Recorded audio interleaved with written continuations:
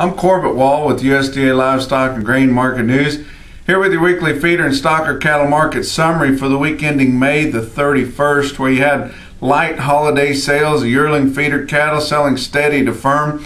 Had instances as much as $2 to $4 higher in some of the midweek major sales and also in some of the lighter direct trading.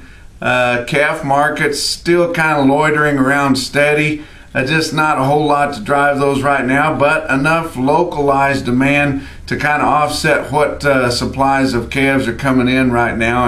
And again, most of those are mostly in the southeast part of the United States, where they do have quite a bit of fall calving there.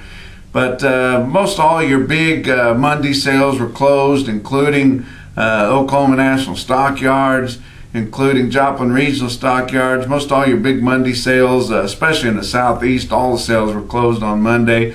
But you know, when you get up into the Midwest and other places, we did have some that take that special Monday holiday to have a special auction. And in Russell, Iowa, they did that, had over 4,000 head of cattle, had some decent prices on those cattle, some fancy steer calves. One part load there weighing 457, bring 190.50. Another part load of fancy steer calves weighed 553 at 176. The 7-weight yearling steers there on hand average 141.80, so a pretty good sale there in Russell, Iowa on Memorial Day Monday. But pretty wet across the Midwest, especially in surrounding areas over the Memorial holiday shortened week, throughout that week and over the holiday there. And pretty much any place east of Topeka, Kansas is not worrying about a drought anymore. As you go up there, even in the Flint Hills of Kansas, they've had a lot of rain in there, all the way down to about Oklahoma City, where they've been dodging those big tornadoes, but have been getting quite a bit of rain in there. And if you go east of, or west of there, you get into the dry line that's sitting right on top of the Texas Panhandle over western Oklahoma and western Kansas, and really dry in that part of the country. But you get up where they're trying to grow a lot of corn. And Iowa last year, you know, they had that kind of a bust on their corn crop because of the dry weather. But so far this spring, they've had record rainfall. The total amount over 16 inches in March, April, and May for the whole state of Iowa is an all-time record of rainfall for the spring there. And you know, they might be saying that some of the corn didn't get in because of the wet conditions. By and large, all of the corn is in. There might have been a few little deals here and there that didn't get in, but most of the corn has been sprouted and is up, you know, 5-6 inches high at least in the Midwest, and really enjoying this rain, except for the few areas in the low-lying places that get flooded whenever we get a lot of rain. But a good portion of the soybeans are in. We have halted that pretty much, but I'd say, you know, we get up in the major growing areas, they've got close to half of their soybeans in. So you can listen to different reports, and they're going to get real excited every time it goes a day or two without raining or raining. But we've got a good start on a good corn crop for the most part. And moisture is the most important factor when you're trying to grow something, and we've got that where we didn't last year. If you think back this time last year, we were already starting to think about maybe getting a little bit dry, and it's not dry in the major production farming areas right now.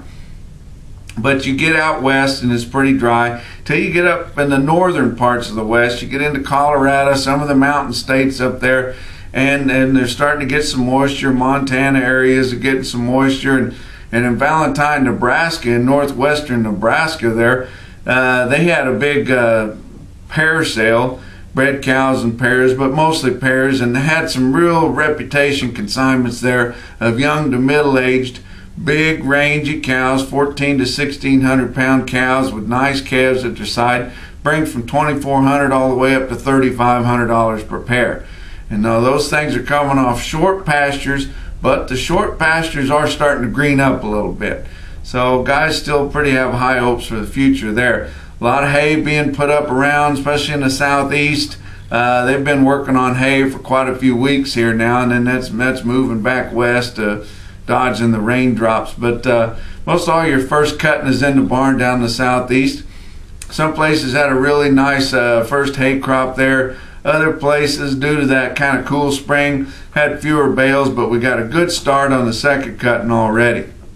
Fat cattle market mostly steady this week from 124 to 125.5. And although packers have really been cashing in on positive margins from this near record high box beef cutout values, so far not passing it on to the feedlots. So feedlot guys are starting to get pretty jealous of that, and they're going to be digging their heels in here before too long.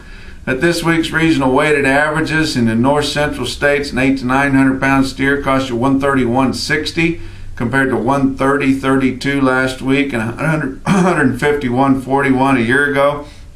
Down in the south central states, 7 to 800 pound steer cost you $133.10 compared to $131.81 last week and $153.63 a year ago. Down in the southeast on light receipts, because we had all those Monday sales closed, 5 to 600 pound steer cost you $139.65 compared to $136.97 last week and $167.53 a year ago. That wraps up your feeder market summary for this week. Check out our website for more market information at marketnews.usda.gov. And from the Regional Market News Office in St. Joe, Missouri, we'll talk to you next week.